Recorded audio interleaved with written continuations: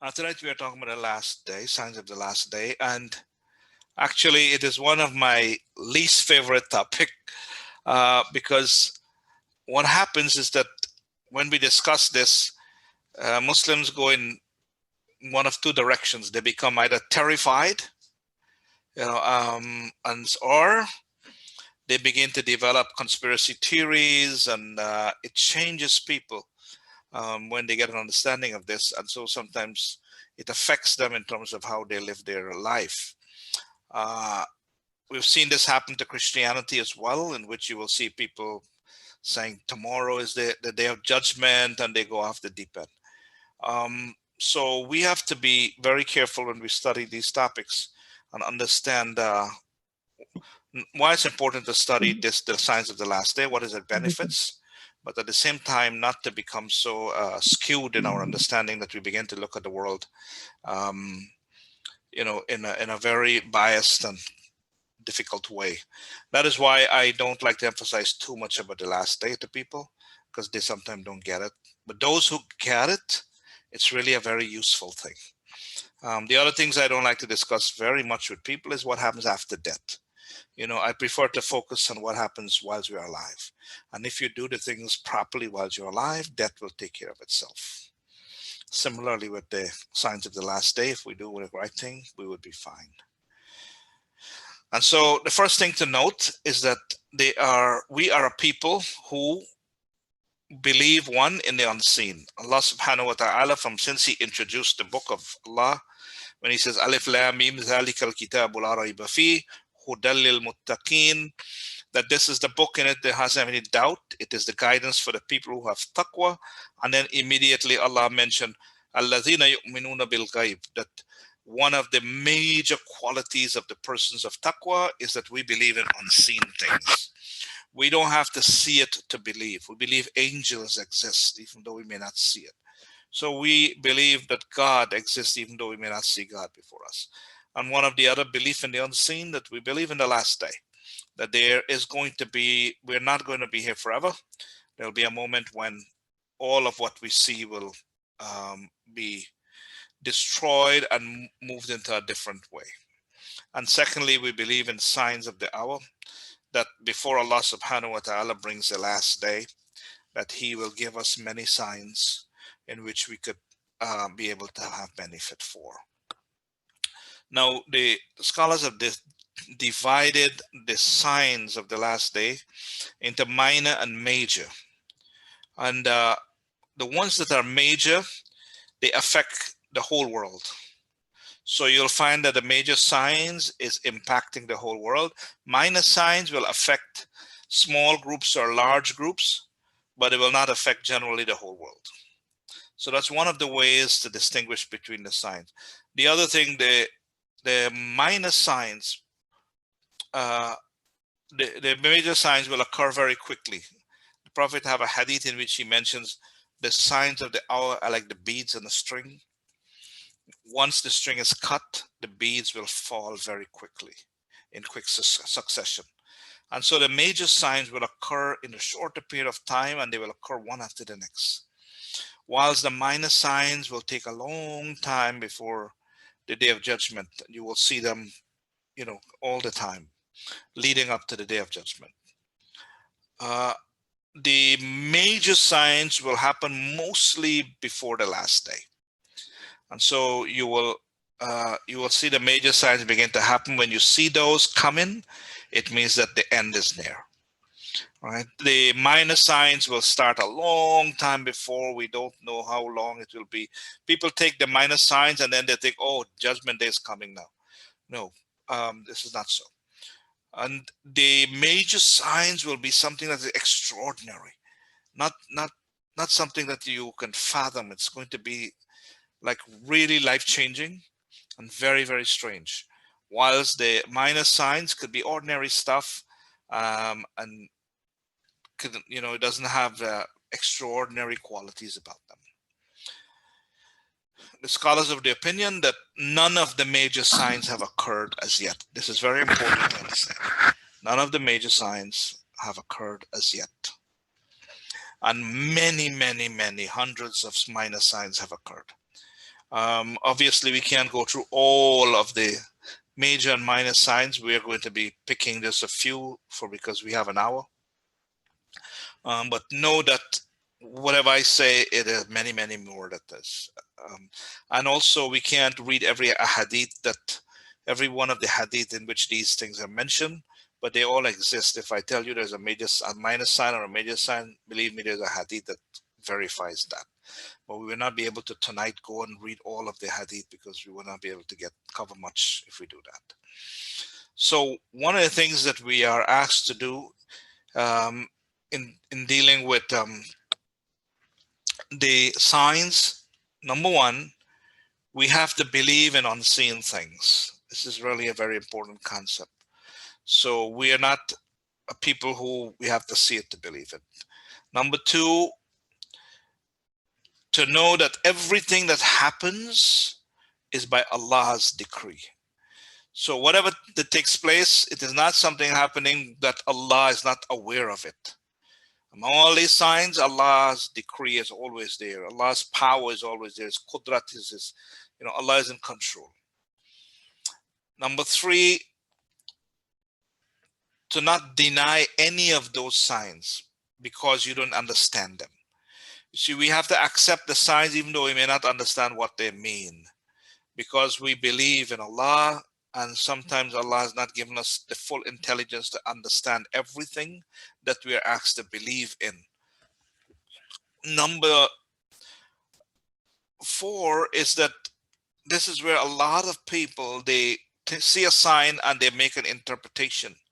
And you have to be very careful when you are dealing with signs to not make interpretation unless you're first really qualified. You lack, if you don't have the understanding and the background, and you should go to people who have that rather than interpret the sign in a particular way, and it may be misinterpreted, and then you may act upon it wrongly so.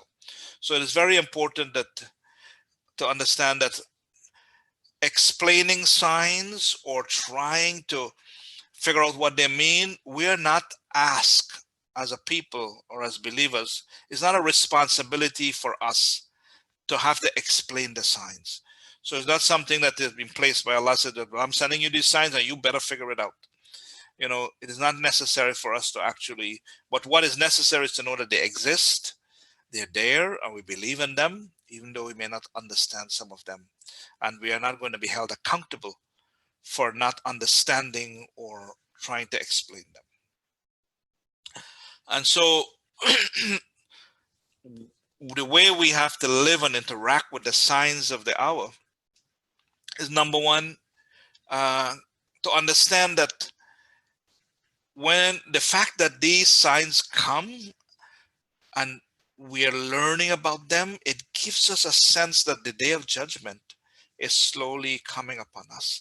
And that should motivate us to want to increase our knowledge and to do good deeds as much as we can with a sense of urgency, because as we see these signs come, we begin to realize that it's getting there. So I have to make sure I multiply my good deeds and increase my knowledge. Number two, the general ruling is that once we know that some of these signs are a trial, it will allow us the ability to stay away from them. Because by knowing them and knowing the trials and the difficulties that they have, it gives us a chance not to engage and to keep away from them. So we have that benefit of knowing the sign so we don't get involved in it. Now, if you don't, as I mentioned before, if you don't understand the sign, you have to consult people who are qualified in those fields and let them facilitate you in trying to at least have some interpretation of it. And the purpose of studying these signs and knowing about them is to become wary of them, to be careful about when we see them and to navigate them. Not all the signs are bad signs. A sign doesn't mean that there's something bad. There are signs which is sometimes good, but there are signs happening to us all the time. And we have to understand that despite whatever signs that we see coming at us, that we will continue to fulfill our responsibilities as Muslims. And if one of these signs inflicts you, one of the trials that was mentioned, then you should try to be patient. You should try to trust in Allah and try to return to Him, for Allah subhanahu wa ta'ala is the one that will help you out of it. And so, as we mentioned before, there are major signs and there are minor signs. So we're going to try to go into some of the major signs first. We mentioned none of these have happened as yet. And as the Prophet mentioned, the most of these signs will come very close to the Day of Judgment. The signs of the hour, when they will begin to happen, they will just fall like the beads of a necklace. Once we cut it, it just come one after the next. So one of the major signs that we are told, and there's a lot of hadith about, is the coming of this character called Dajjal. The Prophet ﷺ said, I warn you of him, and there is not a single prophet except that he too warned his people. However, I will mention something to you which no other prophet mentioned to his people, that he is one-eyed, and Allah is not one-eyed. And so one of the things that we learn about this Dajjal is that he's one-eyed. There are other descriptions of him where it says one of his eyes blind and the other his eye is like dangling over his face like a grape. He's not ugly. The first thing you will look at, it will catch you, is his eyes. And so there are many hadith about this particular Dajjal. When he comes, he will kill and create such destruction. There's a hadith which talks about the first 3 years when he appears, Allah will withhold 1/3 of the rain. Second year is 2/3 of the rain, and third year all of the rain. Every produce will start to wither, animals will begin to die, and people will only have to depend on their zikr to get by. There is a companion of the Prophet ﷺ, his name is Tamim al-Dhari, which have a very famous hadith in which he said that he was lost at sea and he came upon an island, and when he met a huge beast, and the beast told him there's a man in a monastery that is anxious to meet him. And so he went and he saw this man chained up with his hands and tied his neck and everywhere. And he asked who he was, and he said, you will soon come to know. And the man began to question him about the lakes like Tabariya, and the Sahaba mentioned that it's a beautiful flowing lake. He said that will become dry. And he began to he asked about the Prophet ﷺ, and when he began, he says, you must stick to him and you will be safe. And so this hadith, the Sahaba said that the man confessed he was Dajjal. And so based on this, the majority of the scholars consider Dajjal is alive somewhere and will appear and come at the appropriate time.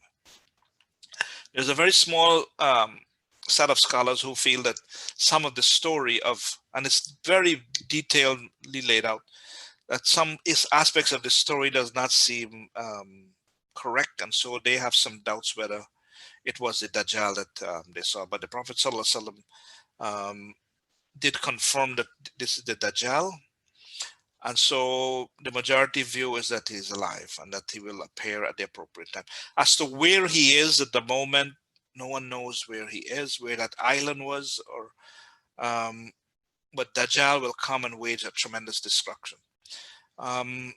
The way we have to safeguard ourselves from the Dajjal is the Prophet ﷺ said that if you hear of him, run away, because you as a believer will never be able to defeat him.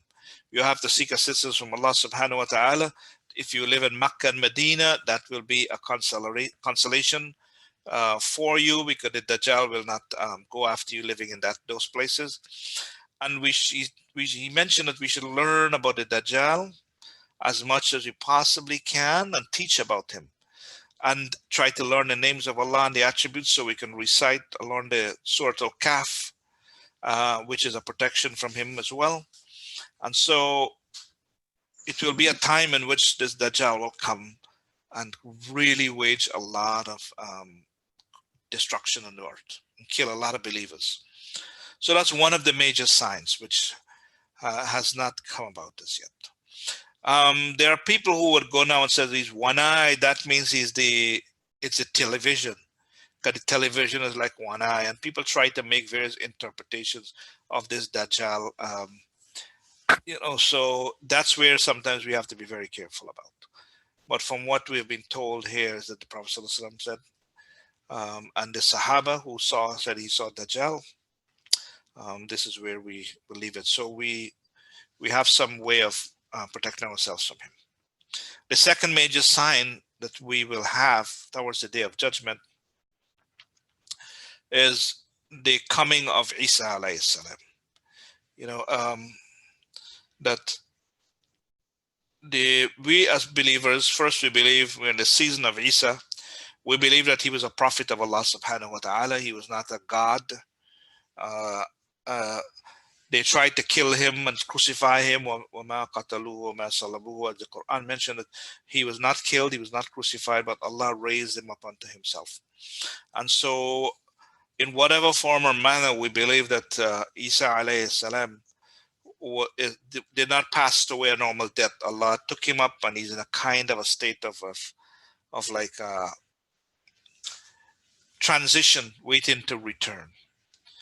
And so there will be a moment when Isa alayhi salam will return, and that will be a sign that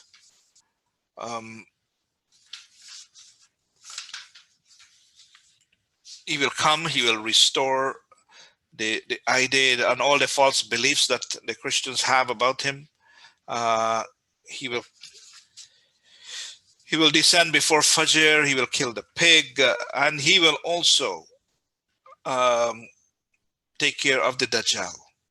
The Dajjal will start dissolving, and Isa alayhi salam will spare him, lift his body to show the blood that this man was not God and he's dead, because there were a lot of people who would believe that the Dajjal was God in the way he operated. Isa alayhi salam, they report about how his breath will be so powerful that it can kill people at the sight of the smell of his breath, and his breath will go as far as his eyesight can go, and so on.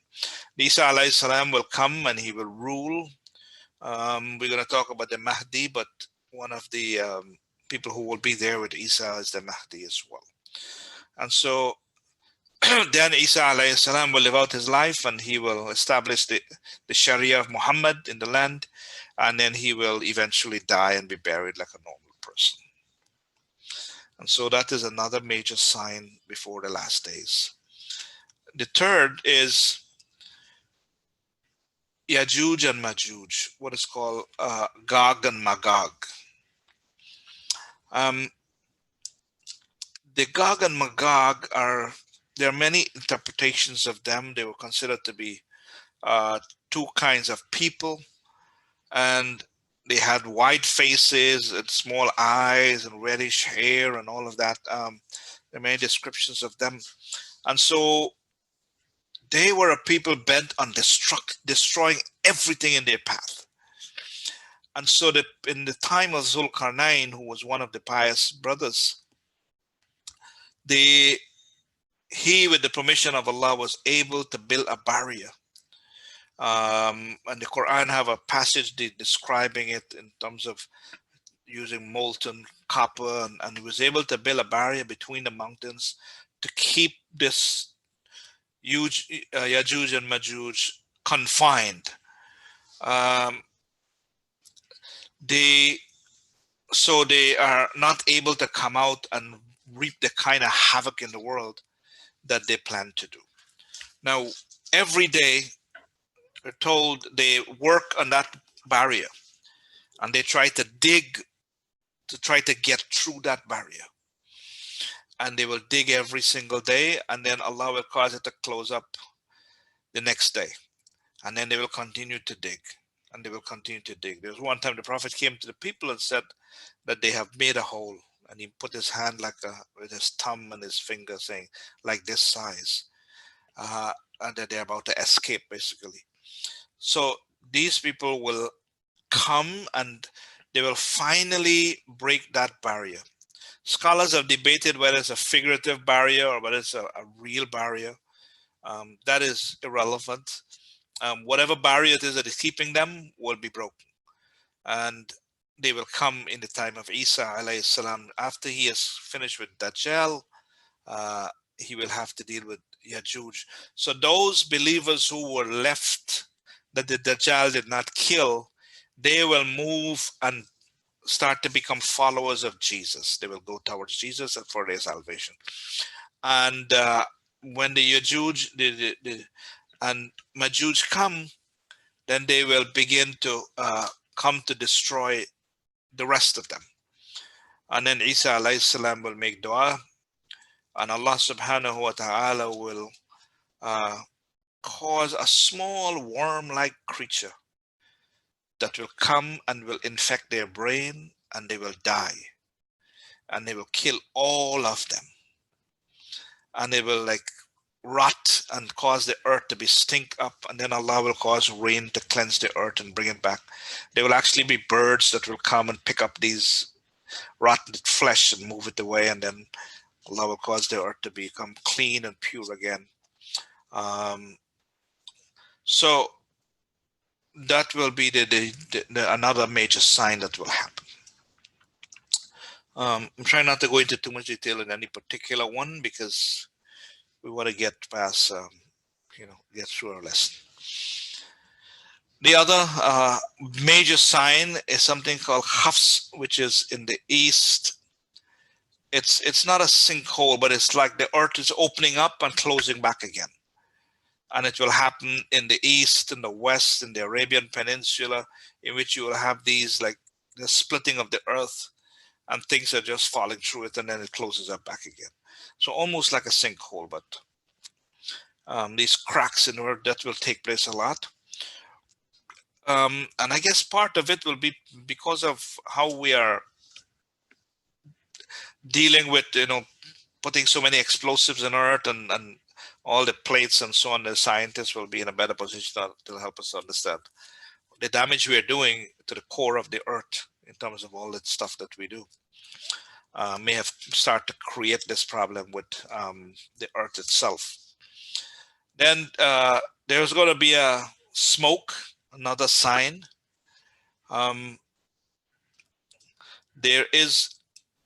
There's an ayah in the Quran that talks about the smoke in the 44th chapter, 10th verse. So the Prophet ﷺ, he made dua with the Quraysh, that there was a smoke in time of the Quraysh, but others say this was not the one that is being talked about by the Prophet, that this smoke will come towards the day of the judgment.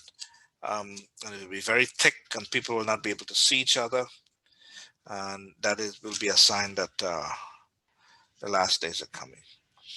Then Allah mentioned about another sign, which we refer to as the beast.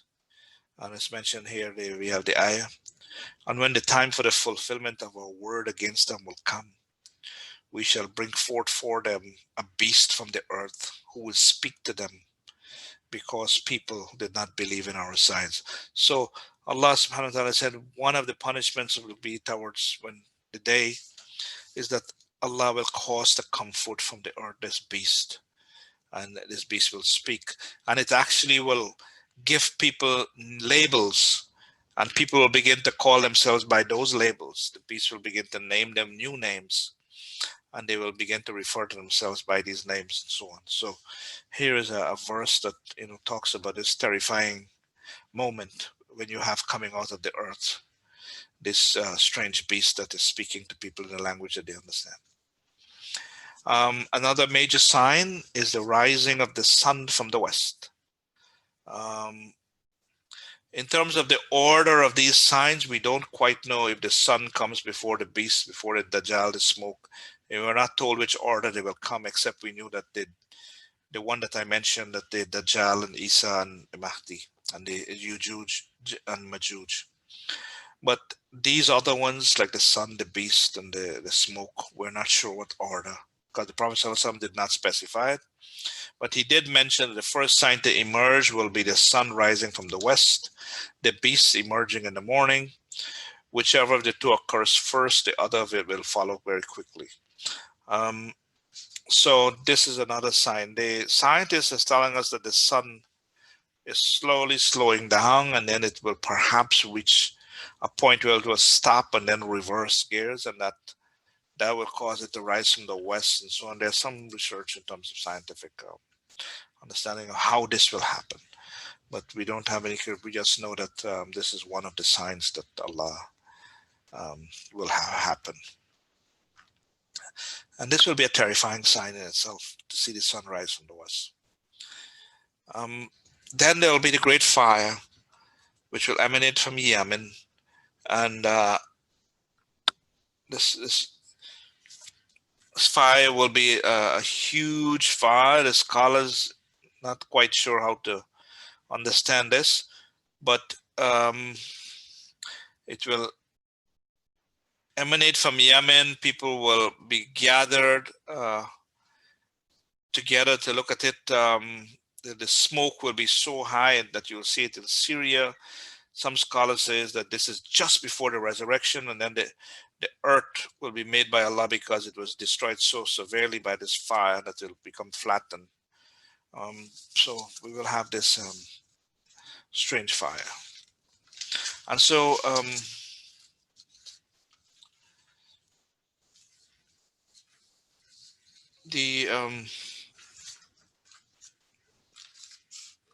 see where I'm at. Okay, so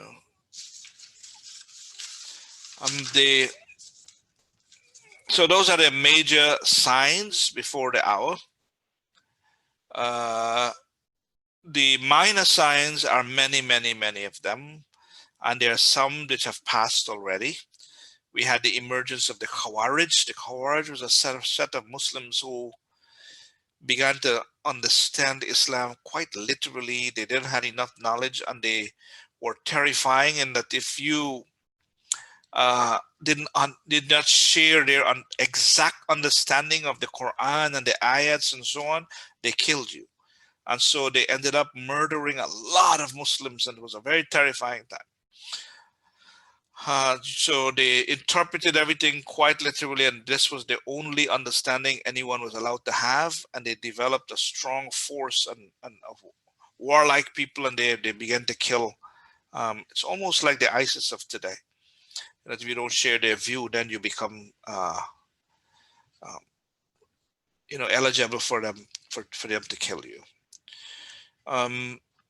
The splitting of the moon. This is mentioned in the Quran. The hour of resurrection draw near, and the moon split asunder. So the moon was split, and there were many people in the time of the Prophet ﷺ that saw it.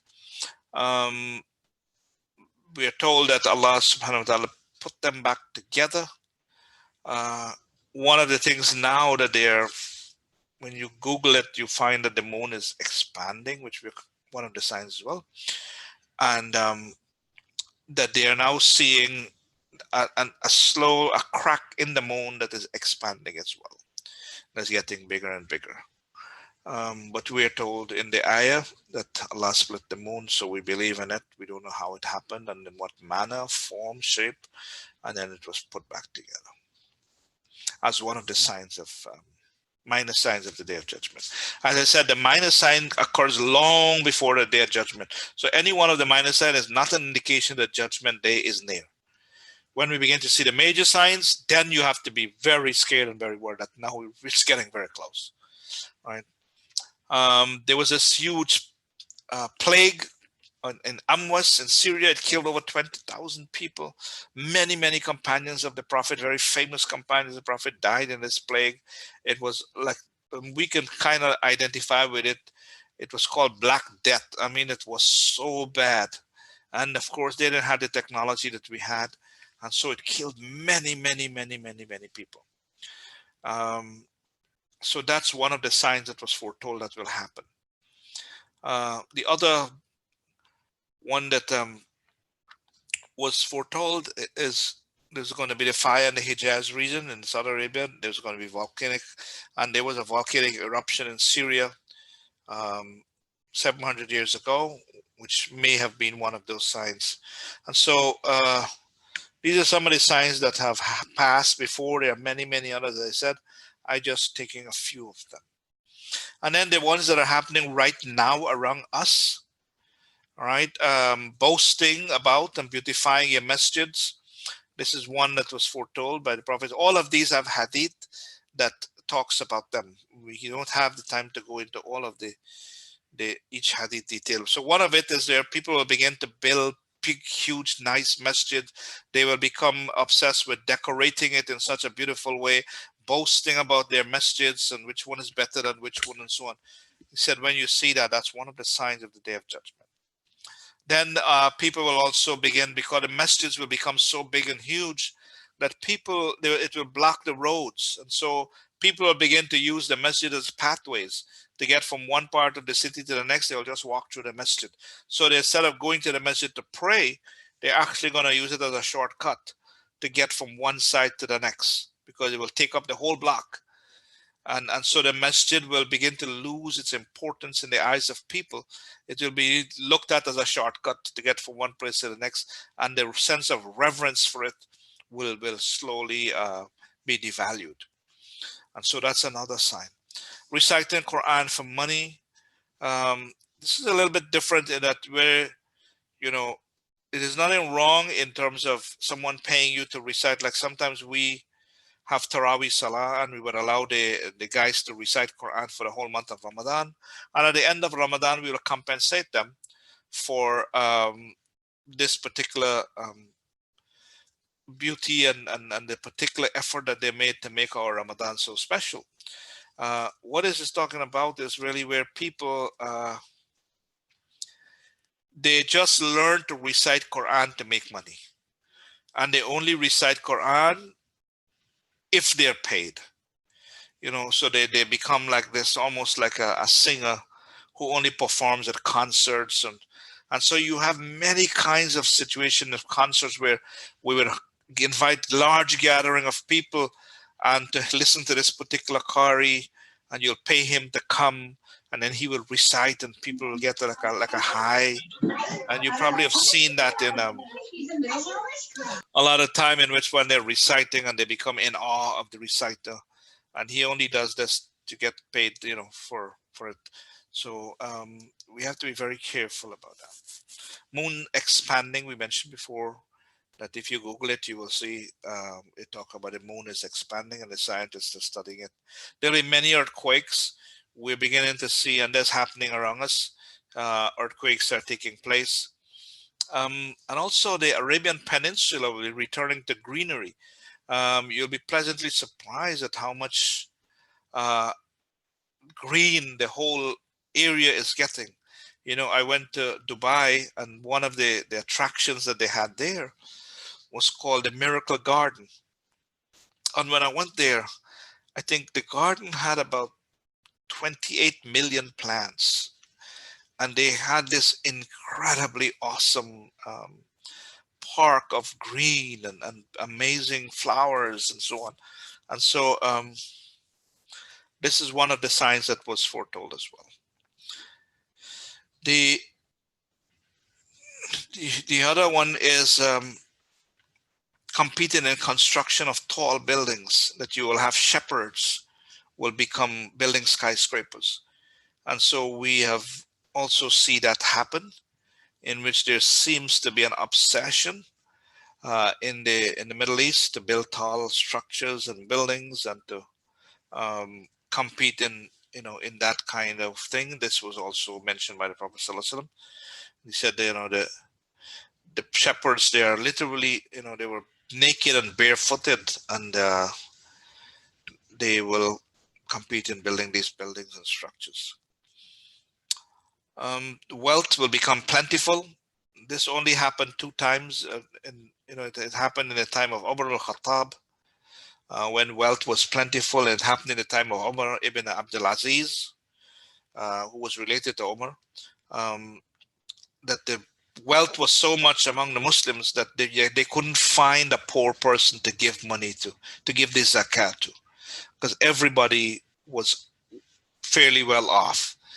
And that it will happen again in the time of the Mahdi and in the time of Isa alayhi salam, in which they mentioned that the wealth will become plentiful. We've also right now seeing because this is signs around us how Muslims have become wealthy from being, very poor. And today, by and large, Muslims are very wealthy. Even the Muslims who have come to America have, done well. And the Prophet mentioned one of this difficult tests for Muslims will be wealth. It will be one of the things that we'll be tested with. The other minor sign that we will see is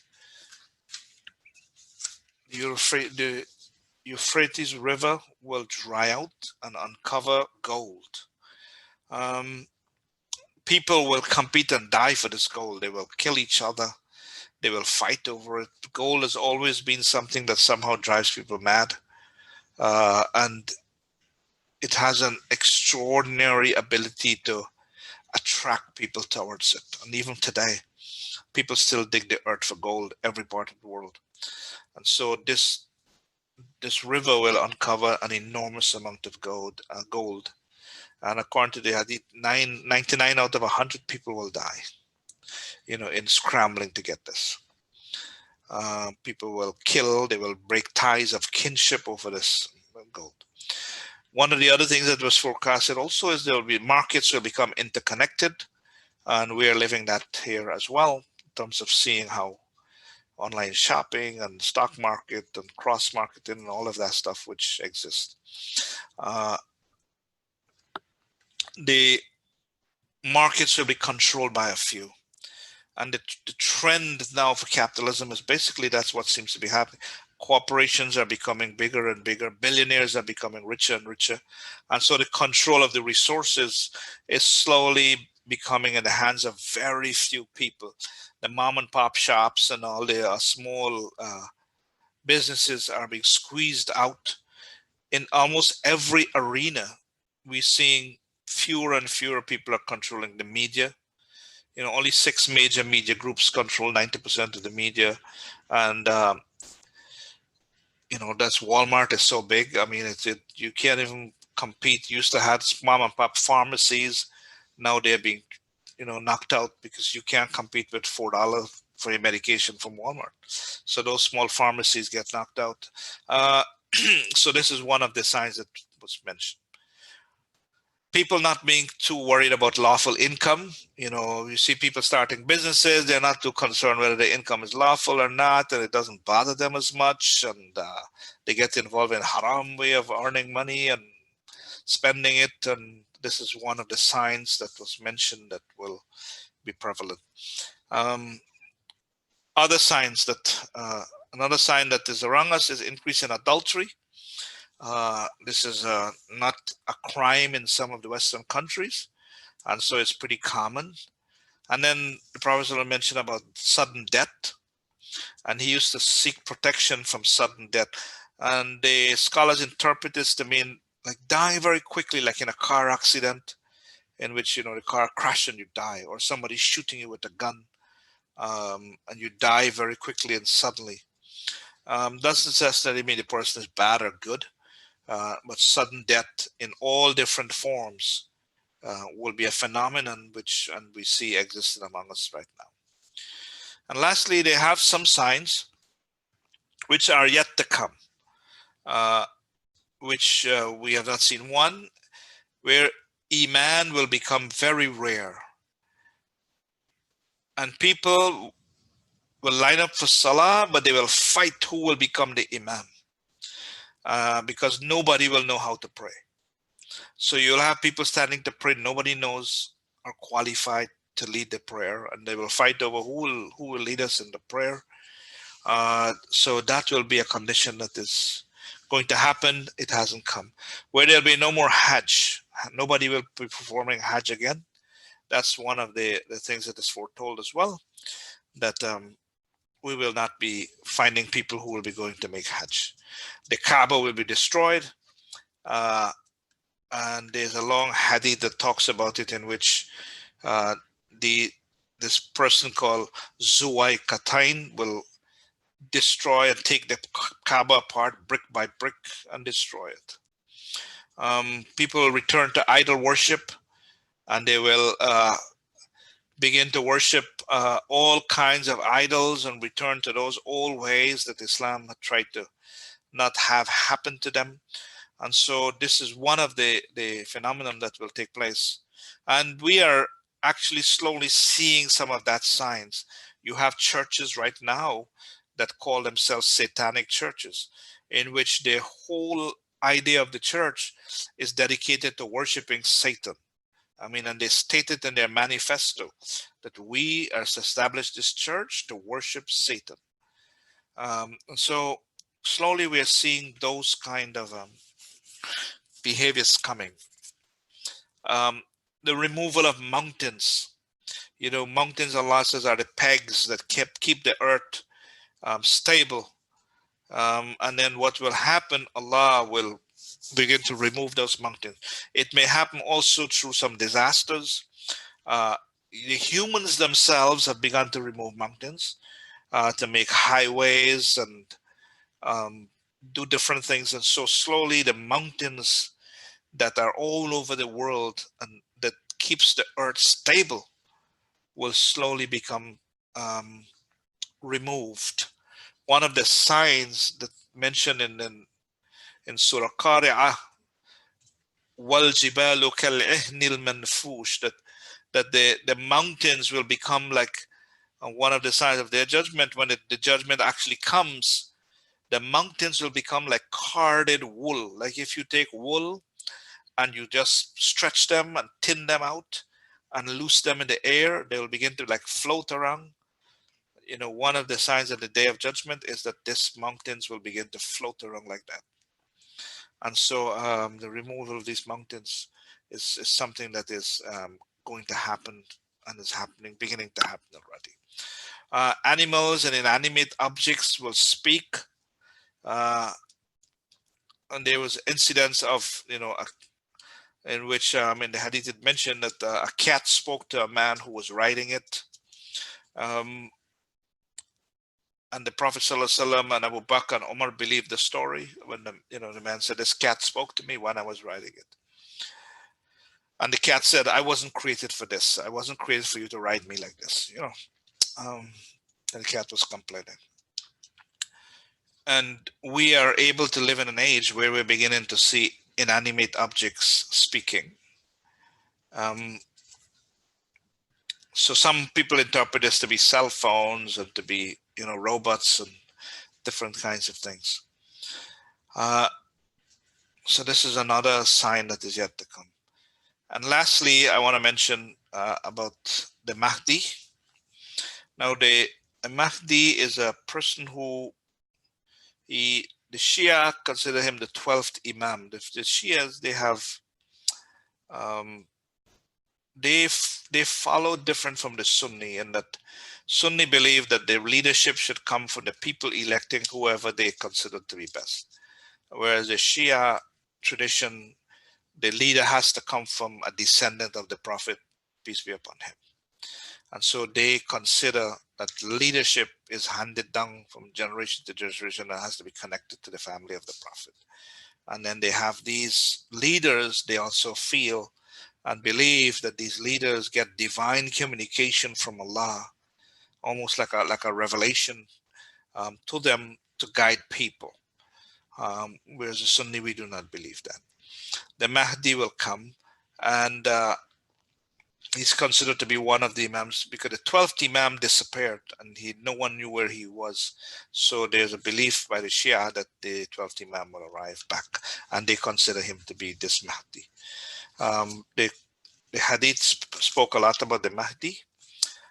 He will come, he will spend about 7 years. It will be around the time of Isa alayhi salam. He will restore order and bring, first he was misguided initially, and then Allah in one night guided him.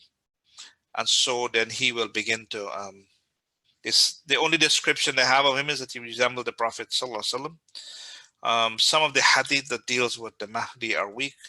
And so we have to be careful when we're talking about the Mahdi. But he will basically come during the time of Isa alayhi salam and have 7 years of helping to restore order and goodness, and he will interact and meet Isa alayhi salam and pray with him. And so this is one of the signs that will be there on the day of judgment. This in brief is some idea in terms of this topic. They have lots of collections of books that deals with like 50 signs of the last day, and you have, and many of these collections have been written. What is important and what I want all of us to be aware of is that um, we should try to focus on just trying to be a good Muslim. Focus on the daily, making sure you pray a prayer, making sure you're connected to Allah. If you have an issue or a difficulty, that you ask from Allah. احفظ الله تجده أمامك. If you be mindful of Allah, you will always find Him before you. And to focus mostly on trying to establish the foundational principles of our faith, and then you will be fine. Recognizing all of these signs, we will see them around us. And all they should do is to strengthen our belief that, wow, Islam is truth, that the Prophet ﷺ spoke truth, that he foretold all of these things, and we are seeing it happening, and it should strengthen us. And the bad ones that are happening, we should keep away from. But by and large, you want to be a Muslim who gets up every day and says, how do I make a difference in the world? How do I bring my goodness and change things in the world? Not to get so obsessed and worried about all these big signs that is coming that it stops us from living, stops us from doing the goodness that we can. We're told that even if you're about to plant a tree and the day of judgment is arriving, you should finish planting that tree. You should not say, well, oh man, the day of judgment is here already. What am I planting this tree for? No, the attitude to do good to the last moment of your existence in your life is what we have to do. And so may Allah subhanahu wa ta'ala help us to protect us from all of this, the Dajjal and all the evil that is going to come our way, and to make us among those who will stay with him and will continue to believe in him and accept his path and do whatever you can. The Prophet said a small effort that is consistent is the blessed one. The blessed effort is the one that is small but consistent. A lot of time we want to do big deeds, big plans, and then we can't keep it up. Just focus on small things. And as students of this class, you know, um, every week or every month, you should have one small niyyah to say, you know what, I'm going to do two things to myself to improve myself. I'm going to focus on two items, either to get rid of two bad habits or add two good habits. And you'll be amazed at how much you can accomplish by just focusing and putting it down and trying to get it done. So may Allah subhanahu wa ta'ala help us with that.